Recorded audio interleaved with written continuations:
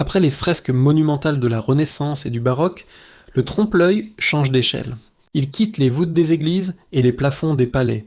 Il s'installe sur de simples panneaux de bois ou de toile. Et il piège, cette fois, le spectateur intime, à portée de main. Dès le XVIIe siècle, les peintres flamands et hollandais raffolent de ces illusions de chevalet. On parle parfois de tableaux pièges. Leur but, donner l'impression que l'objet est posé réellement sur le châssis. Cornelis Norbertus Gisbrechts en est l'un des maîtres incontestés. Il peint par exemple le dos d'un tableau, simple châssis de bois, clous, toile tendue, tout semble vrai. Le spectateur doute, croyant voir un tableau retourné alors qu'il s'agit d'une peinture parfaite. D'autres toiles imitent des étagères avec des lettres, des plumes, des cachets de cire. Ces compositions s'appellent parfois des letter racks. Tout est peint. Ficelle, papier froissé, ruban. Le spectateur croit pouvoir saisir un pli ou tirer sur une cordelette. L'illusion est si forte que même la main hésite. Le trompe-l'œil de chevalet joue donc sur une autre proximité. Il ne cherche pas à ouvrir le ciel, mais à brouiller la frontière entre peinture et objet.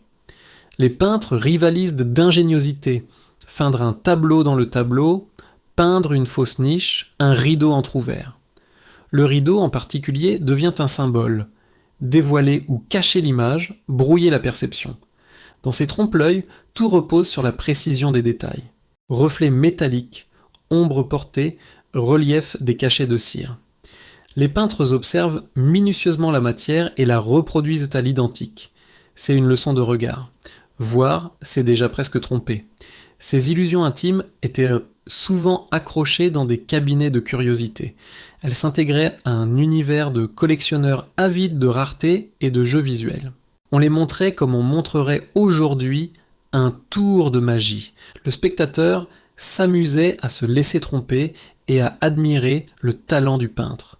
Le trompe-l'œil de chevalet n'est pas seulement une prouesse technique. C'est un dialogue avec le spectateur.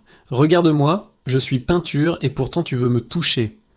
Alors tu seras heureux d'apprendre qu'en t'abonnant, tu verras très prochainement l'épisode 4. N'hésite pas, c'est gratuit et ça me permet de te raconter de nouvelles histoires.